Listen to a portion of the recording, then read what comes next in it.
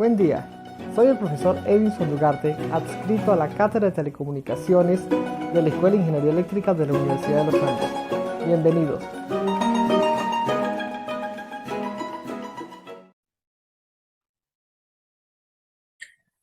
Este es un problema del profesor Emilio Malaver. Nos dice, el sistema de la figura se usa para recibir una señal con modulación angular de banda angosta. Aquí lo que estamos teniendo es un receptor y este receptor en su antena, en este punto de acá arriba, me está recibiendo una señal que está modulada en banda teniendo una modulación angular. Nos dice que es modular de banda angosta, lo cual también pudiésemos deducir con este filtro de entrada, puesto que tenemos un ancho de banda de entrada de 2 pm. Es un ancho de banda bastante poco para que sea una señal modulada en banda ancha. Por lo tanto, bueno, vamos a trabajar en banda angosta de aquí en adelante. No tenemos multiplicadores de frecuencia, con lo cual no se nos va a aumentar el beta de esa señal y no va a pasar de ser banda angosta a banda ancha. Podemos trabajar todo como si fuera una señal en banda angosta. La primera pregunta me dice que diga si la señal a recibir es FM o PM. Para ello tenemos que saber qué señal es la que va a estar pasando por acá. Sabemos inicialmente que una señal en banda angosta, una X de tita modulada en banda angosta, se da porque tiene un phi muy pequeño. Si tiene un phi muy pequeño, nosotros sabemos que la resolución de esa señal, digamos que ya en este punto de acá, va a ser a su c por el coseno de omega c por t más, o perdón, menos el a su c de mi señal de entrada por un phi de t multiplicado por el seno de omega c por t. Básicamente es la forma para una señal modulada en banda angosta como lo hemos visto anteriormente. Sabemos que está centrado nuestro filtro pasabanda en F sub C, sabemos que el ancho de banda es 2 bm, o sea que toda esta señal va a pasar completamente por ese punto, por ese filtro, perdón, y va a llegar a esto que nosotros pudiésemos denominar nuestro punto 1 del sistema. Ya pudiésemos darle aquí un nombre y diremos que ese va a ser nuestra señal en el punto 1 del sistema. Tenemos luego un filtro pasa abajo de ancho de banda BM. Sabemos que aquí tenemos un multiplicador por un seno, aquí hay un 2, lo cual no nos afecta. No tenemos el negativo que aquí a veces aparece, por lo tanto el negativo tendremos que tomarlo en cuenta. ¿Qué va a salir aquí en este punto 2 de nuestro sistemita? Nuestra señal XU2 va a ser sencillamente nuestra componente en cuadratura, es decir, lo que nos está acompañando al seno. Esto de acá es lo que se estaría recuperando. Nada más el a su c por el phi de t, con su signo negativo, puesto que aquí no tenemos ningún negativo.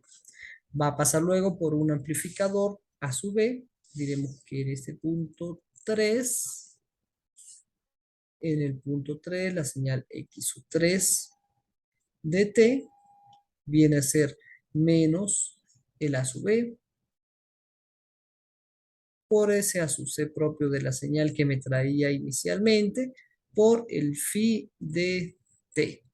Luego viene y me dice que va a pasar por un derivador. Aquí en un punto 4 pudiésemos ponerle el nombre, pudiésemos llamarlo como y de t. La señal en ese punto 4 de t viene a ser entonces el menos a su b y a su c vienen a ser constantes, pueden salir fuera de la derivación como si nada, a su b por a su c por la derivada de mi phi de t con respecto a dt. Analizamos qué tipo de señal va a recibir FM o PM. La señal PM es simplemente K sub P por MDT aquí en el phi. Si ponemos K sub P por MDT, va a salir un K sub P, va a tener derivada del mensaje aquí en esta salida. vamos a estar recuperando la derivada de nuestro mensaje y eso no tiene mucho sentido si lo que queremos recuperar es la información directamente. Por otro lado, vamos a tener, nos pregunta si es una señal FM. La señal FM tiene en su en su desviación instantánea de fase, tiene el caso F por la integral del mensaje. El caso F podría salir fuera de la derivada y la integral la pudiésemos eliminar con esta derivada, quedándonos solamente la MDT. MDT por una cantidad de cosas que se estarán multiplicando, pero MDT a final de cuentas. Y eso tiene más sentido para nuestra YDT. No digo que la EPM no pudiese funcionar, pudiese estar acá, pero entonces tendríamos que agregarle por acá otro bloque que me elimine esta derivada, es decir, habría que agregarle un integrador, pero no es el caso de este problema. El caso me dice cuál señal se va a recibir, FM o PM. ¿Qué es lo más fácil? Lo más fácil es la señal FM. Entonces aquí nosotros podemos decir directamente que esto se va a recibir una señal FM, dadas las condiciones de nuestro problema. Diremos entonces que la salida en esa Y de T, que es lo mismo que teníamos anteriormente, si analizamos como FM, va a ser menos A sub B por la A sub C, por la derivada con respecto a dt, de la phi de t siendo FM, que es K sub F, multiplicada por la integral de mi m de tau diferencial de tau integrada con respecto al tiempo. Ya veremos nosotros entonces que la integral se va a eliminar con la derivada. Esta K sub F puede salir fuera de la derivada, puede salir fuera de la integral, de cualquier cosa que tengamos ahí puede salir esa expresión y me va a quedar esto tan sencillo como menos A sub B multiplicado por A sub C, multiplicado por la K sub F, multiplicada por la señal mensaje M de T directamente. Ojo que esta K sub F, ojo con esa escritura, porque la K sub F a veces se escribe como F sub D, dependiendo del autor, dependiendo de la interpretación que se le esté dando. Entonces, en este caso diremos que K sub F es lo mismo que nosotros conocemos como 2pi multiplicado por F sub D, donde K sub F directamente tiene unidades radianes sobre volt. Y si analizamos la F sub D tiene unidades Hertz sobre volt. Por las unidades, diría yo que es la forma más directa de identificar si estamos hablando de una o de la otra. Pero a veces estas formas de escritura se suelen intercambiar. Ojo con eso. Perfecto, tenemos entonces nuestra salida. Ya dijimos que vamos a estar recibiendo una señal FM. Entonces ahora vamos a la parte B. Determine el valor de la ganancia y la amplificadora a su B para que la salida Y de T sea M de T. Esto entonces que ya analizamos es la parte A. Vamos a analizar nuestra parte B. Vamos a denotar esta parte de arriba aquí como A. Digamos que la describimos en color negro. La parte B vamos a escribirla en color azul. Bien, me dice entonces, si yo quiero que Y de T sea igual a mi señal mensaje, yo quiero que Y de T sea igual a la señal mensaje, sencillamente. Entonces, ¿cuánto debería valer A sub B? Es la pregunta. Pues sencillamente no es otra cosa que un despeje. Yo sé que Y de T es igual a M de T. O sea, tengo que tomar esta expresión anterior menos A sub B multiplicada por A sub C, multiplicada por K sub F, multiplicada por M de T. Y yo quiero que toda esta expresión que yo calculé anteriormente sea exactamente igual a M de T. ¿Qué me resta? Tan sencillo como despejar a la A sub B. A sub B va a ser igual entonces, la M de T se va a eliminar con la otra M de T en el despeje. La K sub F va a pasar acá a dividir, la A sub C también y el negativo también. Me va a quedar entonces que A sub C es igual el negativo que lo vamos a pasar para este lado de acá. Dividiremos 1 sobre A sub C multiplicado por K sub F. Perfecto, tenemos lista nuestra parte B. Vamos con la parte C. Determine la relación señal a ruido a la salida del filtro pasabanda y a la salida del sistema. Ya sabemos cuánto va a ser A sub B, ya lo tenemos allá despejado. Vamos a trabajar en función de esto entonces. ¿Qué necesitamos nosotros? Vamos a primero analizar la relación señal a ruido en la entrada. La entrada sería este punto 1, la salida del filtro pasabanda. ¿Cómo será nuestra señal en ese punto? Analicemos la parte C. Digamos que en color azul también. Señal de entrada. ¿Qué señal de entrada tenemos allí? Allí tenemos nuestra señal en el punto 1. Todo esto que vamos a tener nosotros acá. Relación señal a ruido. Ojo, tenemos que hallar la potencia promedio de esta señal que está acá. Pero sabemos nosotros que si la hallamos, si la calculamos utilizando esta expresión para ruido en banda, para señal, perdón, en banda angosta, eso nos va a dar un valor que va a ser superior a su C cuadrado entre 2. Pero nosotros previamente sabemos que esto de que una potencia sea superior a su C cuadrado entre 2, eso está mal. Eso no tiene sentido.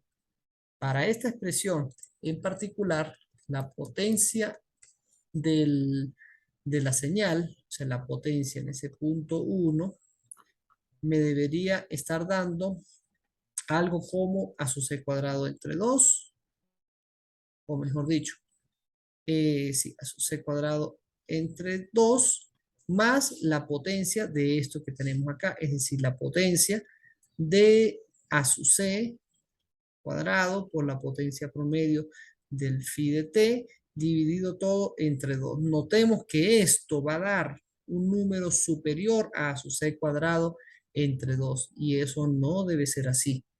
¿Cómo evitamos nosotros eso? Teniendo en cuenta que esto que escribimos acá no es más que una aproximación de una señal. Y diremos entonces que el ruido en el punto 1, es decir, nuestra señal en el punto 1 va a ser, perdón, ruido en el punto 1 no quise decir, nuestra potencia promedio en el punto 1 va a ser sencillamente la potencia, podemos asumir que va a ser directamente la potencia máxima que puede alcanzar una señal a su c cuadrado dividido entre 2. Es lo mejor que podemos hacer. No podemos decir que es superior, diremos simplemente que es lo máximo que podemos nosotros tener para nuestra señal. Sabemos que no es esta en realidad va a ser menor, pero ¿qué tan menor? Bueno, eso tendríamos que analizarlo con más detenimiento, pero para no perder mucho tiempo podemos decir que va a ser a su c cuadrado entre 2. ¿Qué pasa con el ruido en el punto 1? El ruido en el punto 1 es un ruido pasabanda. Ya hemos analizado que lo podemos tomar entonces como que mi ruido de entrada en el punto T va a ser el n sub c de T por el coseno de omega c por T menos el eta sub s de T por el seno de omega c por T. Y habíamos analizado también que mi potencia promedio del ruido de entrada, podemos escribirlo así, o podemos escribirlo también como NI mayúscula, potencia promedio del ruido en la entrada, no es otra cosa sino la potencia promedio de nuestra componente en fase, o también se puede ver como, perdón, aquí falta un símbolo de esto para cerrar nuestro operador, o también puede ser visto como la potencia promedio de nuestro eta sub s de t. De ambas formas puede ser visto y puede ser analizado. Perfecto. Sabemos también que si vamos a tener una potencia promedio del ruido que no nos lo están dando, a lo mejor entonces podemos asumir un ruido blanco gaussiano. Si asumimos un ruido blanco gaussiano, diremos que eso va a ser un ruido que tiene una potencia de eta sub 0 medios. Es decir, vamos a tener en este punto un ruido, vamos a dibujarlo aquí rápidamente. Vamos a tener un ruido pasabanda que va a ser algo, perdón, dibujarlo un poco más recto. Va a ser algo de esta forma. Ruido pasabanda se va a ver en el espectro de frecuencias como si se tratase de un ruido centrado en F sub C y en menos F sub C, y que va a tener un ancho de banda según lo que me diga el filtro, es decir, 2 bm, tanto acá como acá.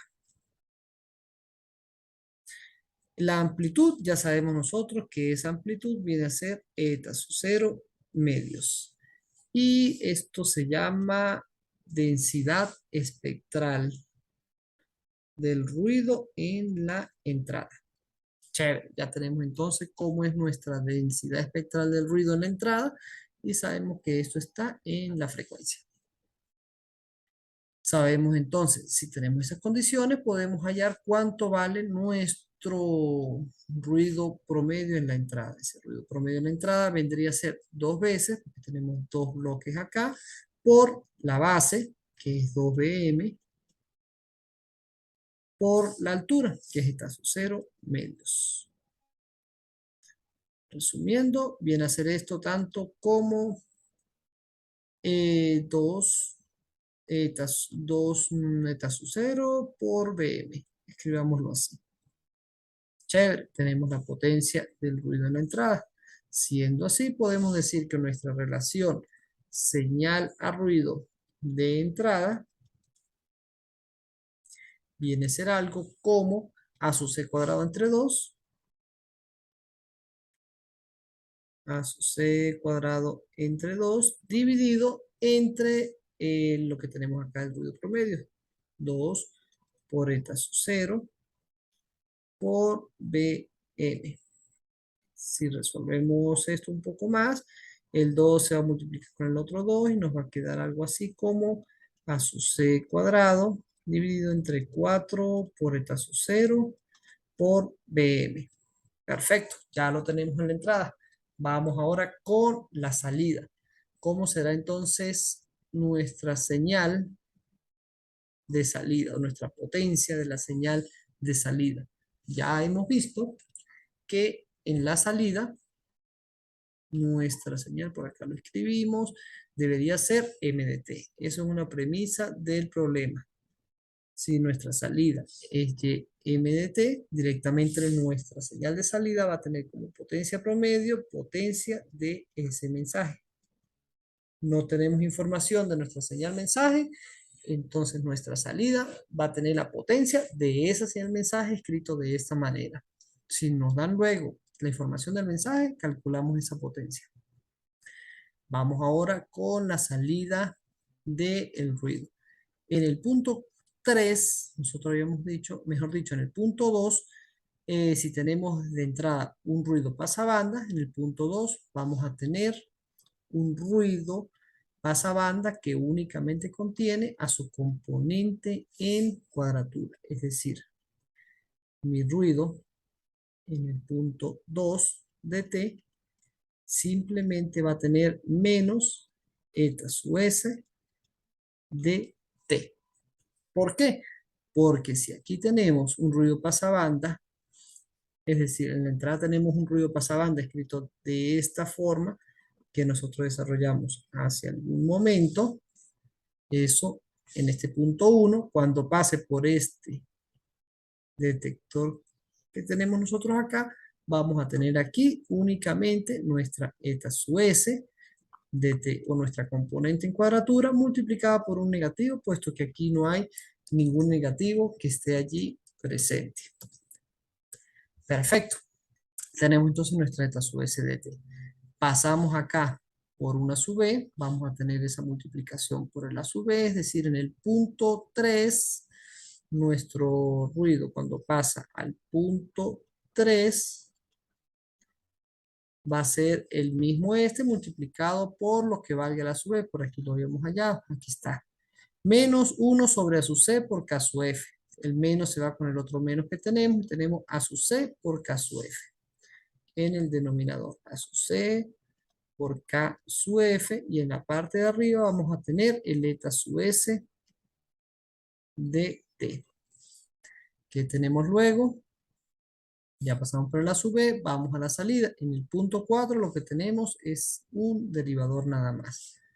Cuando vamos al ruido en el punto 4, el ruido en la salida, viene a ser todo esto que tenemos acá derivado. El A sub C y el K sub F son constantes, podemos sacarlo fuera del derivador. A sub C, K sub F, aquí tenemos un 1 y vamos a tener la derivada con respecto a dt de el eta sub S dt. ¿Cómo lo analizamos? La forma más fácil que he conseguido hasta ahora es llevarnos esto al dominio de la frecuencia y luego verlo como una densidad espectral de potencia. Nos llevamos entonces esto al dominio de la potencia, vamos a analizar según las tablas. Tenemos aquí que la diferenciación en tiempo viene a ser J2πf por la transformada, lo que tenemos allí, es decir, la transformada de esa componente en cuadratura. En el punto 4 vamos a escribirlo con mayúsculas, entonces, en el punto 4, F, vamos a tener el A sub C por el K sub F, se mantiene exactamente igual. Si analizamos cómo va a ser nuestra transformada, acá, vámonos por acá arriba la chuleta, vamos a decir que la derivada de esto va a obedecer a una multiplicación de J 2pi por F. J por 2pi por F, el F escribámoslo más adelante, escribámoslo por acá, por la transformada de lo que está dentro de la derivada, es decir, la transformada de S eta sub S de T. Más aún, queremos llevarnos esto a una densidad espectral. Queremos escribirlo como densidad espectral de potencia del ruido en el punto 4. Esto está en el dominio de la frecuencia o tiene como variable la frecuencia. ¿Cómo se hace eso? Tomando el módulo de todo esto y elevándolo al cuadrado. Aquí tenemos una J, quiere decir que esto es una parte imaginaria. Simplemente es tomar esta parte imaginaria y elevar al cuadrado. No tenemos parte real, no hay que meternos con aquella integralita que nos decía parte real al cuadrado más la parte imaginaria al cuadrado. Simplemente no hay parte real, o sea que simplemente vamos a tomar el módulo de todo esto, es decir, el i cuadrado, quitándole, eliminando la raíz o eliminándolo con este cuadrado, y la ecuación nos dice que además de eso tenemos que elevar esto al cuadrado, es decir, vamos a tomar el 2pi en el denominador, vamos a tomar en el denominador el A sub C por K sub F y vamos a escribir acá el F por el eta, perdón, el eta no, el N mayúscula, esto no es en tiempo, me equivoqué, perdón, esto es en el dominio de la frecuencia porque ya está transformado, y elevado al cuadrado dentro de su módulo. Podemos elevar ambos al cuadrado y separarlos así en cuestión de este módulo que nosotros vamos a tener acá. Nos falta descubrir cómo debería ser este eta sub S de F. Recordemos que ese eta sub S de F es, vamos a escribir otra vez aquí la expresión, densidad espectral de potencia del ruido en el punto 4. Escribamos mejor de esta forma para no copiar tanto. Vamos a aprovecharnos aquí de esta herramientica. Copiamos esto y lo pegamos aquí abajo. Perfecto. Esto es lo mismo que yo diga aquí multiplicar. Este módulo es lo mismo que yo diga densidad espectral de potencia de la componente eta sub S de F. Ojo lo que hice. Esto que acabo de escribir es densidad espectral de potencia de la componente en cuadratura, que es lo mismo que yo diga todo esto aquí, módulo elevado al cuadrado. Es decir, módulo de la transformada de la componente en cuadratura elevada al cuadrado. Es lo mismo que yo diga densidad espectral de potencia de la componente en cuadratura del ruido. ¿Qué nos interesa saber? ¿Cómo es esta densidad espectral de potencia? Ya sabemos nosotros que el ruido, que lo habíamos estado estudiando por acá, tiene esta forma, ¿ok? La densidad, ¿cómo será la densidad espectral de potencia de ese ruido? Sabemos que la densidad espectral de potencia de la componente en cuadratura, si nosotros hallamos el área bajo la curva de esto desde menos infinito a infinito, debe tener una potencia promedio de lo que valga esa componente en cuadratura. Esto nosotros lo conocemos y ya vimos por ahí que era 2 por Bm por el eta su cero. Eso ya lo habíamos analizado previamente. Si nosotros sabemos que esta componente, que esta densidad espectral, además tiene un ancho de banda de Bm, porque nosotros lo estudiamos. ¿Cómo lo podemos descifrar? A través de este filtro que está acá arriba. Este ancho de banda me define cuánto ancho de banda debe tener esa densidad espectral. Entonces, sabiendo esto, yo ya puedo deducir que mi ruido va a tener una forma que puedo asumir como rectangular. O sea, la densidad espectral de mi ruido yo la puedo asumir como si fuese rectangular. Yo puedo asumir, no, mejor dicho, yo puedo saber que esto tiene ancho de banda BM, de eso sí estoy seguro.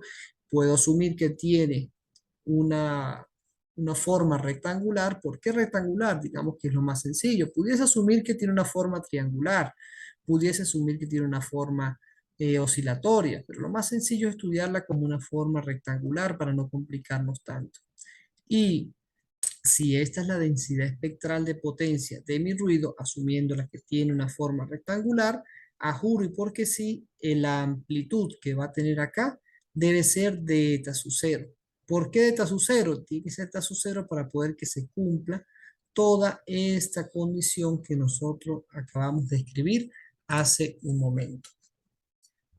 Si entonces llegamos a este punto, a esta premisa, podemos retroceder al paso anterior, podemos irnos aquí y decir que esto, o sea, mejor dicho, podemos decir que el ruido en el punto 4, el ruido promedio ya en el punto 4, ojo que aquí no escribo la F, o mejor dicho, ruido de salida, va a ser exactamente todo esto que yo tengo acá elevado al cuadrado. Aquí me faltó, por cierto, un elevado al cuadrado. Esto tiene que estar elevado al cuadrado para que tenga sentido, de igual forma que esto que yo tengo acá. Entonces, puedo tener toda esta expresión elevada al cuadrado. El 2pi es una expresión positiva. Ya puedo escribirla directamente como 2pi elevado al cuadrado sin el valor absoluto. El A sub c también debería ser una expresión positiva, igual que el K sub f. Entonces puedo escribirlos también directamente A sub c por K sub f. ¿Por qué hago yo cuando hallo ruido promedio? Hallar el área bajo la curva de la densidad espectral. Es decir, hallo la integral desde menos infinito a infinito de todo esto que yo tengo acá. Módulo de f al cuadrado por la densidad espectral que ya me acabo de dar cuenta que es este rectangulito que yo tengo acá.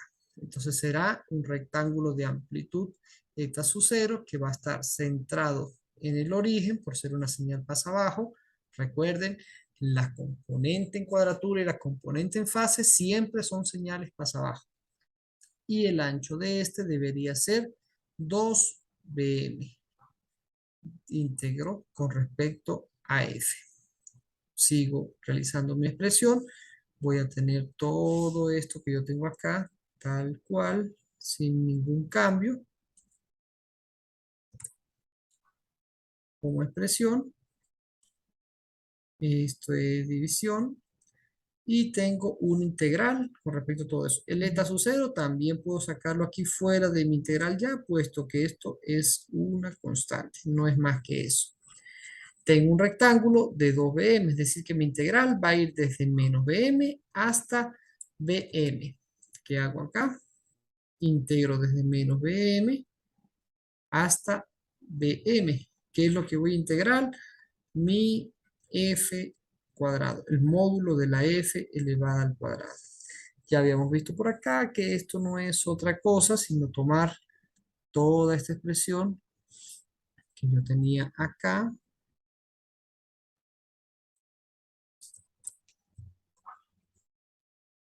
Vamos a tomar la integral, siendo una integral simétrica, vamos a tomar solamente la parte positiva, es decir, vamos a integrar desde 0 hasta bm y vamos a multiplicar eso por un 2. Y lo que va a quedar acá, podemos eliminar este valor absoluto, me va a quedar la f elevada al cuadrado, diferencial de f. Eso ya nosotros lo hemos realizado anteriormente.